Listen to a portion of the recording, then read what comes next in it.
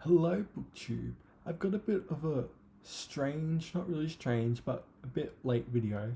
I want to go through the books I've read in January. I know we're late, we're about to go into March, but I feel like I want you guys to know what I read mostly because I feel like I've just been giving like recommendations and stuff, but I want to, let you guys in on my reading. So I thought I would show you guys what I read in January. I'm gonna do a February wrap up soon, but yeah, so we're gonna do January. I've got my list of books on my phone because I've read so much and I can't keep up. And anyway, the first stuff I read. So in January, I really wanted to do F. Scott Fitzgerald, because I wanted to read his novels. I've read three of his novels. I've done The Great Gatsby. I've done, what else? Oh, I'm trying to think now. Tender as the Night and The Beautiful and the Damned. And I've dipped in out of his short stories, but I thought it's time, I will give him, to go through all of his stuff. So I do have this volume, and it's a complete novels. And I was like, I'm gonna go chronological. So I started with This Side of Paradise, and it was rough. I did not like it. It wasn't that good. And I was like, oh, maybe his first short story collection's good. Flappers and Philosophers. And no, I, yeah, it didn't start off well, and I kind of abandoned poor F. Scott after that. But I do want to pick up because I want to redo his big novels and his bigger short stories. I always get the feeling with F. Scott that he never he rushed so much of his work, and I feel like if he gave himself more time in his short life, maybe he would have been more refined. But for me, F. Scott's someone who has bits of greatness, like where I can see it, but I don't think it comes together at the end. Like even The Great Gatsby, I as someone who's not even American, I it has really good moments, but I feel like it as a whole it doesn't click. And I want to be an F. Scott Fitzgerald girly at the end of the day, and so that's where I stopped with F. Scott Fitzgerald. But I do want to pick him up soon again, and yeah, keep pursuing him. What else we got next? After that, I was like, oh, I need some comfort reading. So I read Georgia Heyer. I read the Frederica and the Grand Sophie. The lovely, delightful. Georgia Heyer is my queen. I love her so much. Read these two books, and I don't even want to say anything, spoil them because they are lovely, and yeah. So we love Georgia Heyer. She is like the one of the queens on this channel. She's iconic, and that's all I'll say because I won't shut up.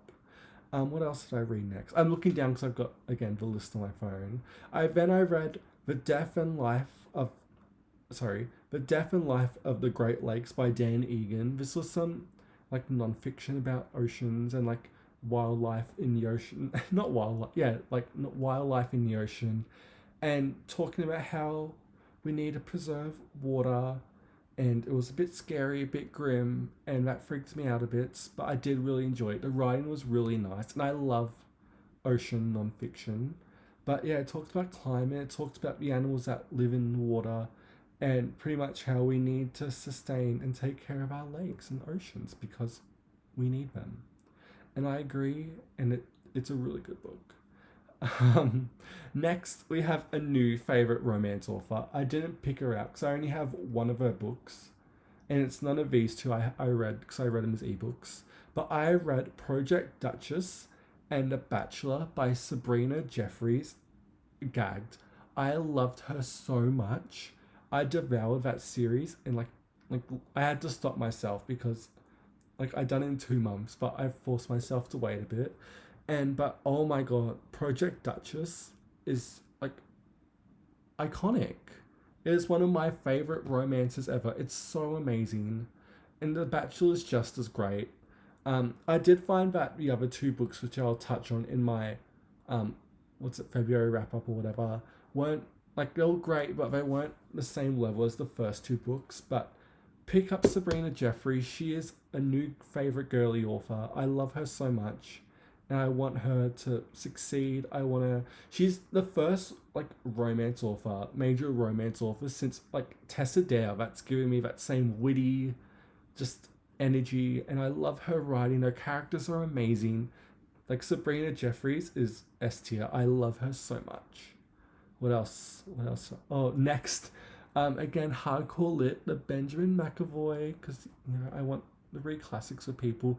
I did do 100 Years of Solitude. I knew nothing about this going in. Like, I know it's really famous, and I just did not get it. The I know. It's one of those books where I finished it and it left my mind instantly, and I don't know why. There was so much weird like dirt eating, and I was just confused, and it didn't click. And I don't know if that's me or the book, but I do.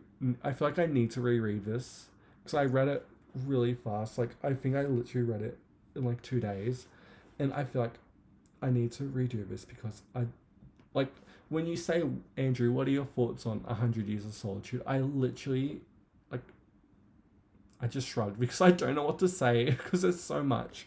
But anyway, it was fine. I gave it like a 3 stars. Maybe it'll impress me if I reread it later in my life. Next I read so pretty much the next two books, because in February, good old Ben McAvoy, Benji, he done Ovid's Metamorphoses in February, and because I have 4 Penguin Black Spine Ovids, so I'm like, oh, I'll do like 2 a month and get Ovid all read with.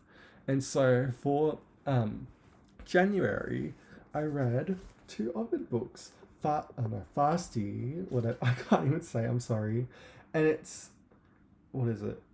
Um, yeah, like calendars of daily rituals and stories, like just normal Ovid retellings and stuff like that. And it's short, it's lovely. I really enjoyed the translation. I don't know who done it. Anthony James Boyle. I think that's it. But yeah, read some Ovid, again some ancients, clocked off at the start of the year. I love Herodotus or whatever. Ovid rewriting myths to talk about like the women, give them more perspective. Loved it. Iconic queen supports women's rights. I think maybe there's some bits in the what do you call it? Oh my god, the erotic poems, the art of love that make you think, oh, but maybe. But him talking about Sappho, oh my god, king. And who else? I can't. Briseis to Achilles, iconic. And Penelope to Ulysses, I loved. So recommend, recommend, recommend. Next, I read Oliver Stack's Hallucinations. I really like Oliver Stacks. I read The Man Who Mistook His Hat for a Wife like years ago and really enjoyed it. And I really don't care what he has to say, really. But I do love his case studies. I love the way he talks about his clients in terms of the experiences he has with them and what they're going through. That's what I love his books. But Hallucinations, people see stuff that aren't there. I loved it. Stories are really fun. Pick it up if you see it. But yeah, I'm not fussed on what he has, his commentaries, but it was really fun. Next is Dickens's Bleak House. I read this so fast because I really enjoyed it. And this is 989 pages. It took me a bit, like a week, but I did get to it and I really enjoyed it. This is the first Dickens I've really enjoyed reading since the Pickwick Papers, if we're going chronologically. So he hasn't had the best hitting rate with me, but I love what did I love about it? I'm trying to think about it. I love a courtroom drama. I love Inheritance. I love that there was like a murder. I'm spoiling it, but like whatever. And I did feel like with Dickens, because it is Dickens, this was just too long. If this, instead of nearly 1,000 pages, if this was like 600, it probably would be one of my favorite Victorian books, nearly. But it's not that. It's way too long for me personally. But this is a Dickens I probably would keep and maybe read again. So I was so excited that I liked Dickens. I was like, oh, I've got to do my, start on my Brontes again. So in January, I read these in literally one day because I had nothing else to do really. It was like a Sunday.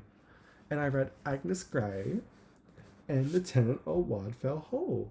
And you know I love Anne Bronte. Anne Bronte's my bestie. She is so cool.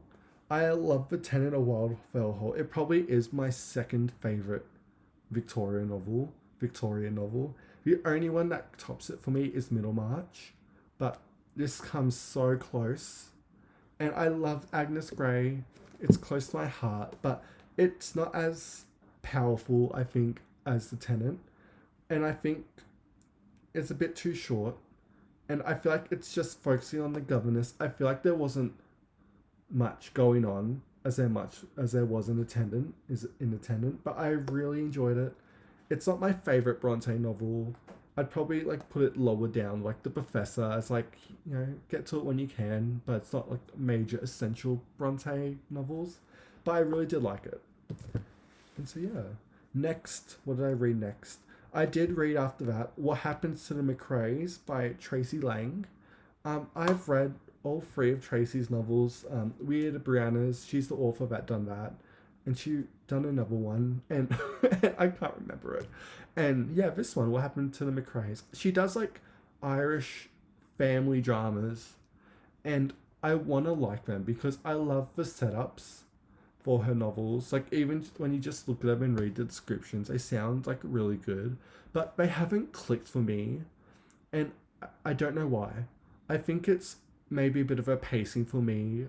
Like, it takes a bit to get started with her novels. But I feel like she's one of those authors, if I just keep sticking to her and reading her, she will eventually write a novel that I will love. Like, she's getting there. Every book's getting closer. And so I read that.